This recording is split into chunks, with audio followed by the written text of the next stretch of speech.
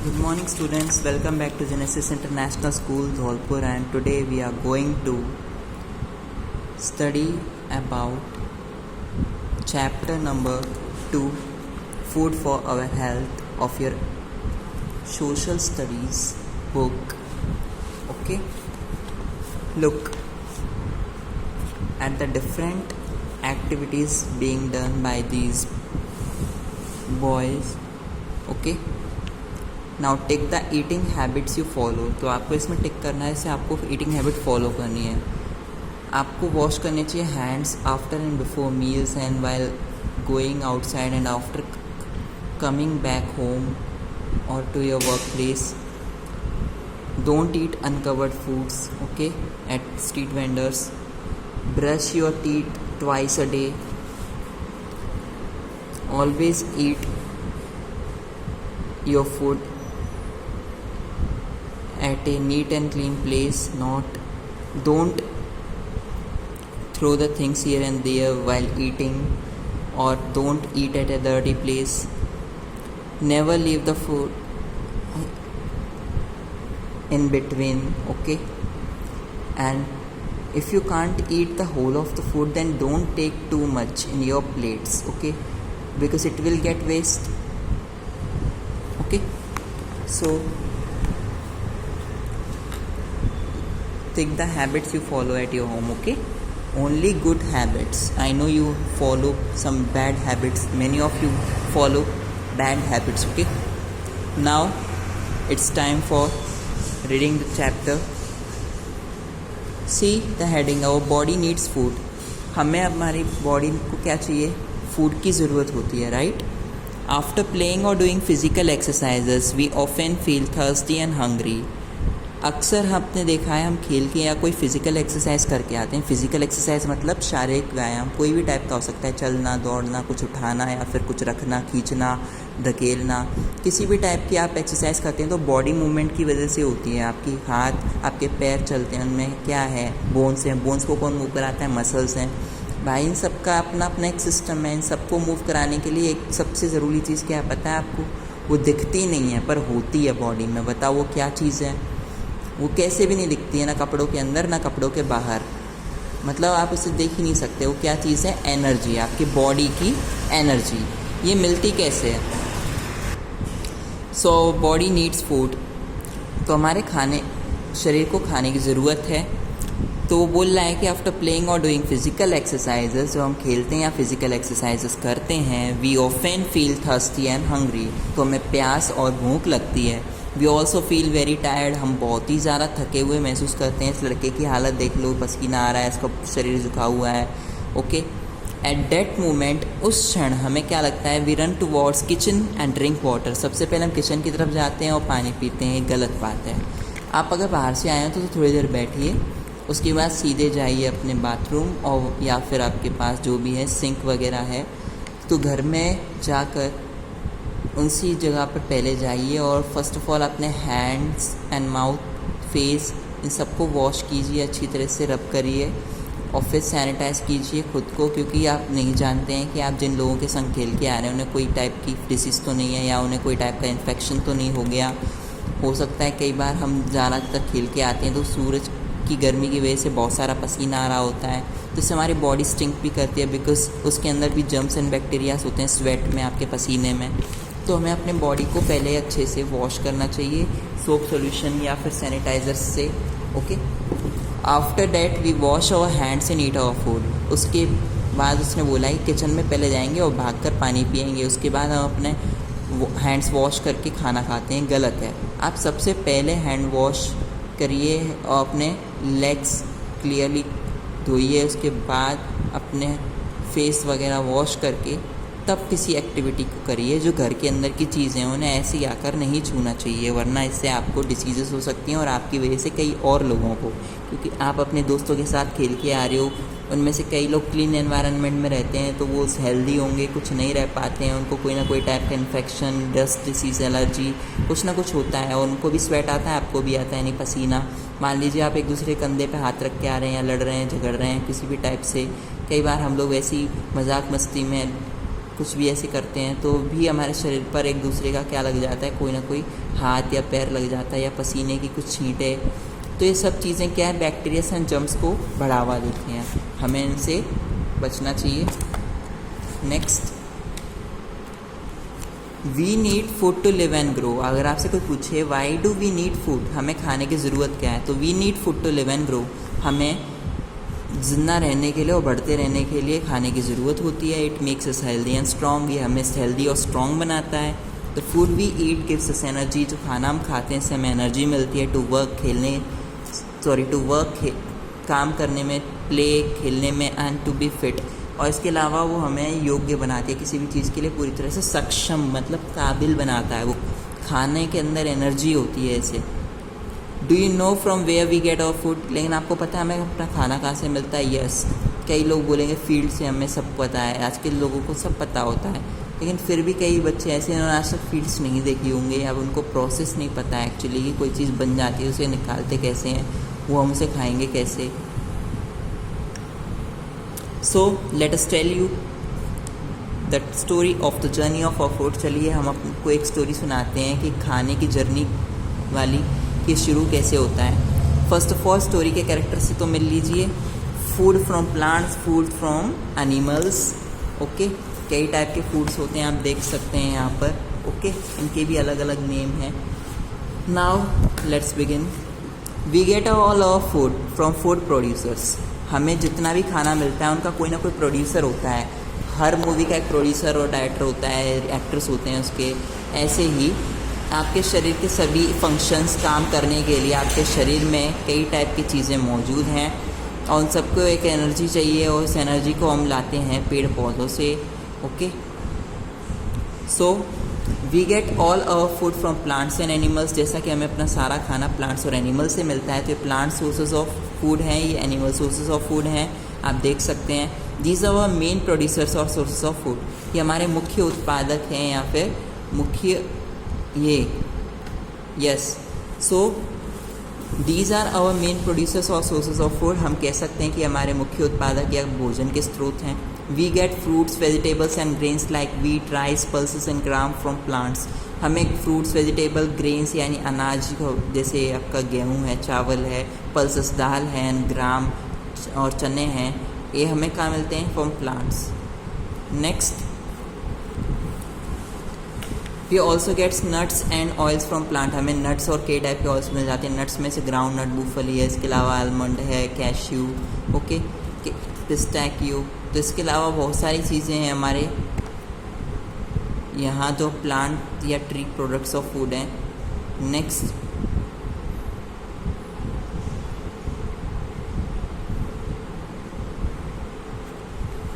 So we get some food from birds and other animals. हमें इसमें से कुछ खाना कुछ बर्ड्स से भी मिलता है, जैसे वो एग्स देते हैं, और अदर एनिमल्स से मीट देते हैं, और कुछ हमें और भी टाइप की फैट्स देते हैं अपने शरीर को। उनके शरीर को हम काट के खा लेते हैं। कई बार ऐसा भी होता है, क्योंकि vegetarian and non vegetarian two type के पीपल दुनिया में है ही है ना। सो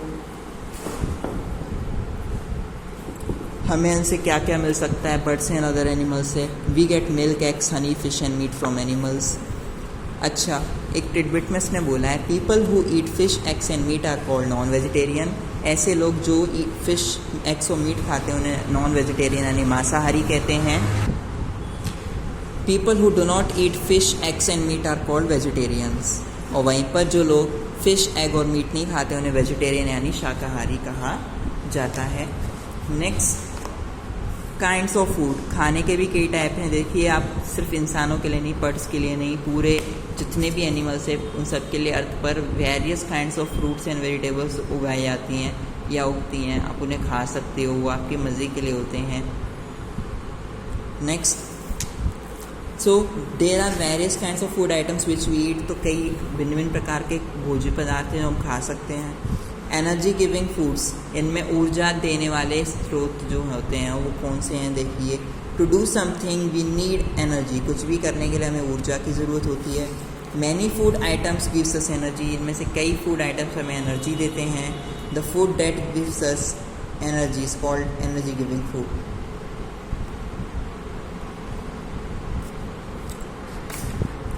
so the food gives us energy, जो हमें खाना देते हैं, ऐसे खाने जिससे हमें एनर्जी मिलती है उसे हमें एनर्जी गिविंग फूड कहते हैं. Rice, potato, sugar and butter gives us lot of energy. इनके अंदर बहुत सारा एनर्जी होती है. ओके, तो याद रखना एनर्जी गिविंग फूड्स की एग्जांपल्स और इसकी डेफिनेशन क्या है. The food which give us energy are called energy giving foods. Example rice, potato, sugar, ये नॉर्मली आप देख लेते हैं डेली अपने घर में भी. Next, now number 2 is body building foods. अच्छा, बॉडी बिल्डिंग फूड्स क्या होती हैं. The food that help us to grow is called body building food. तो जो हमारा खाने के बाद वो मदद करते हैं हमारे शरीर को बढ़ने में, ग्रोथ करने में, बढ़त बनाने में, उसे बॉडी बिल्डिंग फूड कहते हैं. Okay, this type of food helps our bones and muscles to grow strong. तो बॉडी बिल्डिंग फूड्स में जो चीज़ें होती हैं ना, उन्हें खाने से क्या होता है, ये हमारी बोन्स एंड मसल्स को मदद करते हैं.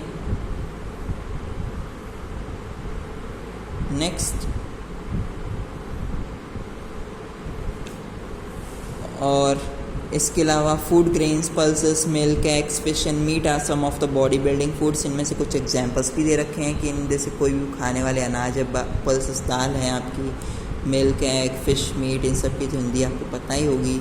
ये सभी कुछ बॉडी बिल्डिंग फूड्स हैं. नेक्स्ट,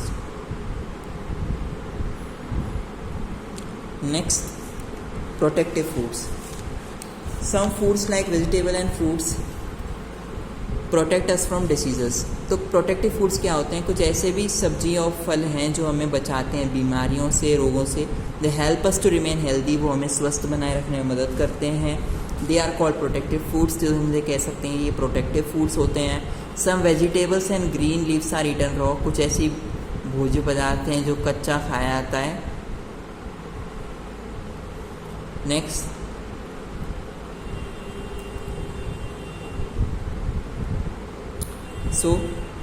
कुछ वेजिटेबल्स हैं, ग्रीन वेजिटेबल्स के अलावा लीव्स भी ऐसी हैं, हरी पत्तेदार सब्जियां भी ऐसी हैं जिन्हें हम कच्चा खाते हैं, रिटर्न रॉ, आपने देखा है. नेक्स्ट स्टेटमेंट में क्या कहा है उसने, water is the most essential thing for our body. हमारे शरीर के लिए सबसे महत्वपूर्ण या सबसे ज़्यादा आवश्यक जो चीज़ें हैं वो है पानी. It help us digest the food, वो हमारे खाने को गलाने में मदद करता है. वी शुड ड्रिंक, पचाने में, मतलब एक तरीके से आप देख सकते हैं. तो पानी काफ़ी ज़्यादा ज़रूरी होता है. एंड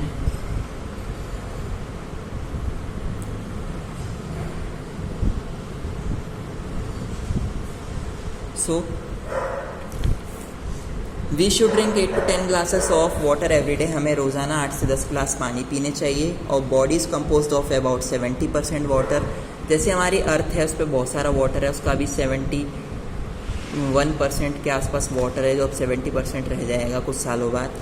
तो 8 से 10 ग्लासेस हमें रोज़ाना पानी पीना चाहिए, क्योंकि हमारा शरीर का 70% हिस्सा पानी से बना है. Now meals in a day. एक दिन में आप जो खाते हैं उन्हें हम मील्स कह सकते हैं, खाना कॉमनली. तो अब बताइए व्हाट इज़ ए मील, मील होते क्या है. तो उसमें बोला है उसने कि a meal is the food we eat at regular intervals of time in a day. तो एक मील वो है जो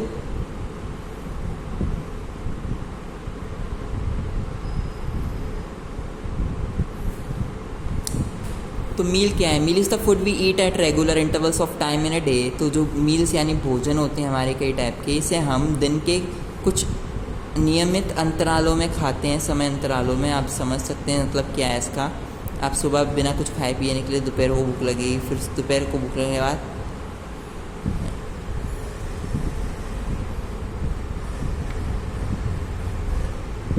next, we usually have 3 main meals in a day. साधारणतः हम दिन में 3 बार मील्स लेते हैं खाना. These are breakfast, lunch and dinner. तो इनमें से ज़्यादातर ब्रेकफास्ट नाश्ता, लंच यानी कि दोपहर का भोजन, और डिनर यानी कि रात का भोजन.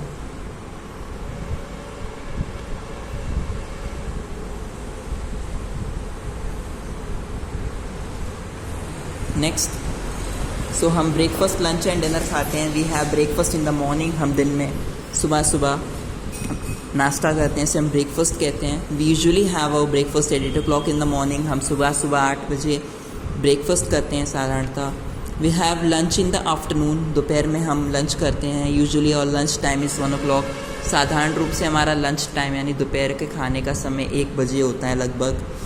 Next, the final meal is we have dinner at 8 o'clock. हम डिनर करते हैं 8 बजे एट नाइट, रात में. और whole family sits and enjoy the dinner. हमारा पूरा परिवार बैठता है और उस डिनर को हम एन्जॉय करते हैं.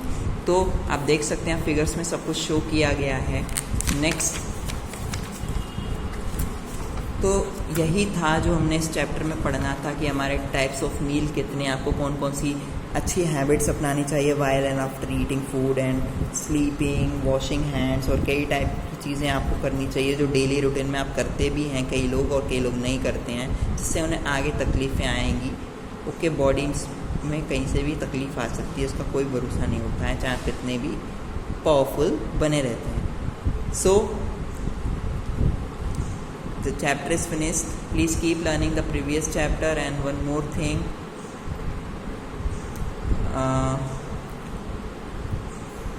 stay safe and stay home because the cases are increasing day by day of corona in Dholpur. And don't use too much electrical equipments because it will cause irritation in your eyes. Indulge yourself in physical activities to grow. Eat at time, sleep at time, and study at time. Okay students, thank you so much. We shall meet with a new video again.